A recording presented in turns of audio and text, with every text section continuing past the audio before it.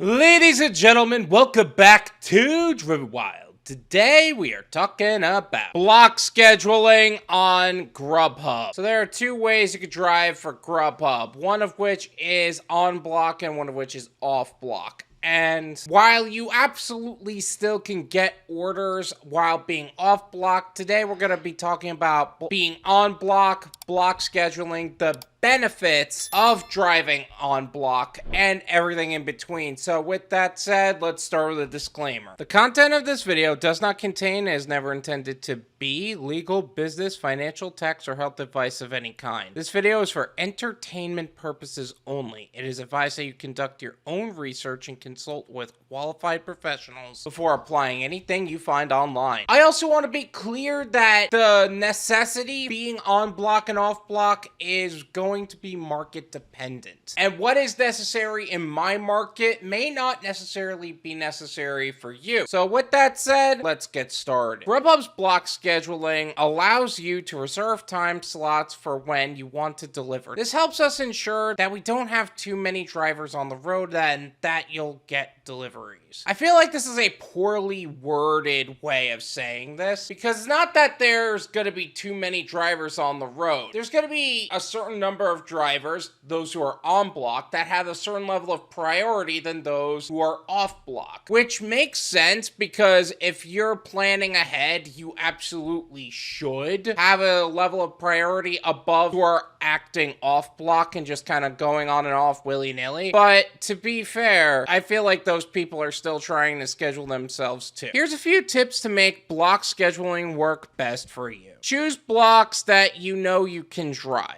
So if you're not going to be driving at 3 a.m., don't schedule a block at 3 a.m. I think that's self-explanatory. Become a Premier driver to get access to blocks earlier. Premier driver is like Top Dasher for DoorDash, but on steroids. In order for you to be a Premier driver, your offer commitment rate must be at least 90%, and that is a ridiculous number to hit. Most people don't even approach that. But if you don't know what a Premier driver is and you don't know much about the driver recognition program that kind of goes hand in hand with that, I made a video talking all about that. I'll leave that in the description. Feel free to check it out. Try out different blocks to see where you earn more money. Like I said, every market's going to be different. Some markets are really good during the dinner rush and that's it. Some people have a really good lunch rush. And some markets are a little bit more residential, so their lunch rush isn't as great. Some people can get away with having a really good breakfast rush, and some people just can't. So it really is market to market. Feel free to try out all different blocks and see which ones actually work best for you. Update your schedule at any time to add more blocks and make more money. Okay, I feel like this is a little misleading. Just because you have the ability to update at any time doesn't mean blocks are actually available.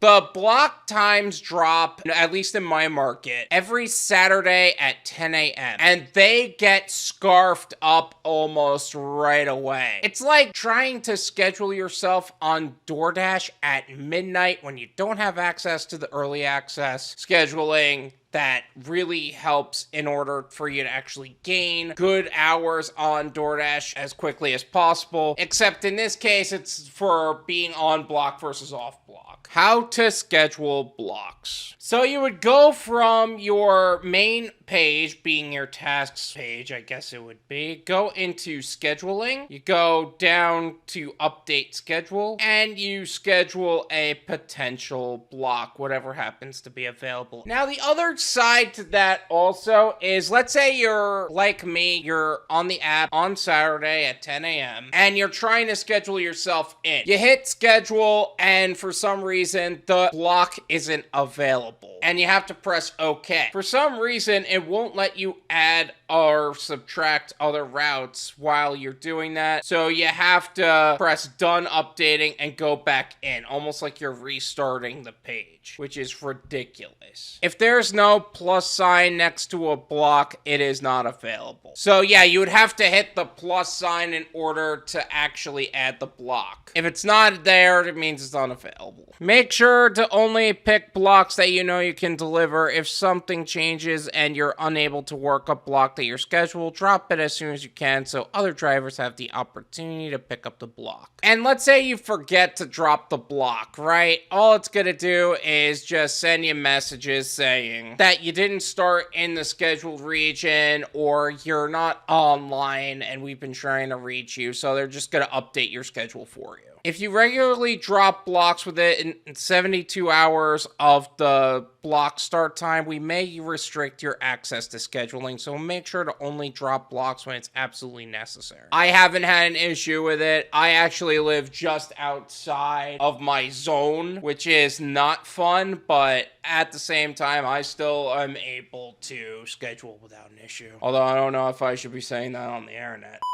Does Grubhub have a set schedule? Grubhub drivers do not have a set schedule. Drivers are able to schedule their own blocks in advance and make more money when they want to. You don't necessarily have to schedule, but it does give you a level of priority over everyone else who happens to be online, which is cool. How long are Grubhub blocks? The length of scheduled blocks varies based on your specific market. Blocks are available on a first-come, first-served basis based on your recognition program level. In my market, I see a lot of 1 hour blocks, 2 hour blocks, sometimes 2.5 hour blocks. You can just set them up in a row, like 9 to 10, 10 to 11, 11 to 12. It's really simple. Can you do Grubhub without scheduling? Yes, you can deliver with Grubhub without being on a scheduled block. When you're ready to drive, just toggle to taking offers to let Grubhub know that you're available to accept offers. Exactly. You don't necessarily have to, but it will give you a level of priority. Some people say they make a lot better money on block than they do off block. Now, I do have a few side notes that I would like to go over. Grubhub contribution. So some markets actually have a minimum. Let's say you have a really slow block, but for some reason you are taking the offers you could, but because you weren't getting as many offers, you were making less than the amount that was almost promised but not promised within that scheduled block time. There is a minimum in which you can earn. And let me give you a quick read on what it says on my app. But keep in mind, every market is going to be different, and the minimums will be different market to market. The Grubhub contribution, if you are delivering during a block and you make less than $9 per hour for that day, Grubhub will pay the Grubhub contribution, so that way you receive a minimum of $9 per hour during your block, which that is kind of cool when you read it on the surface until you read the next bullet point. You must accept 90% or more of the offers you received that day to receive this contribution. Not during that block, that's a different story. During the whole day. And with ghost orders and really lowball offers on Grubhub, the chances of you actually getting this without just accepting every single order is hardly worth pursuing. But that minimum could be bigger in other areas, so really consider that, I guess. And no, that's not Prop 22 in California. That's across all of Grubhub. More orders doesn't mean good orders. While on block, you're going to have access to more orders. You're going to receive more orders, assuming. But that doesn't necessarily mean the orders are going to be good. That means they're going to go to you first and then trickle down to anyone else that happens to be on block or even those who are off block. Just understand, if you are on Grubhub and you're getting a bunch of lowball offers, don't think it's because, oh, this on block thing doesn't make sense. No, it means that they're sending you the orders first. Still not as good as multi-apping. Honestly, and this is my opinion, this is for me and my market, the scheduled blocks are pretty good, but the overall platform of Grubhub being on a scheduled block, that still pales in comparison to multi-apping. With DoorDash, Uber Eats, Grubhub, Veho, Instacart, whatever apps you happen to have available to you, Shipped, Walmart Spark, just being able to cherry pick the best possible orders is still better than whatever the minimum contribution is for Grubhub, whatever happens to be available on every other platform as far as their high acceptance rate programs. In my opinion, that is a better strategy overall for your financial stability than anything else like this on any other platform. I still think you should schedule ahead just so you always have orders coming, so that way you have that sense of abundance. But just understand that if you don't get on the schedule, it's fine. Multi-apping will still be a better strategy overall anyway. Did I miss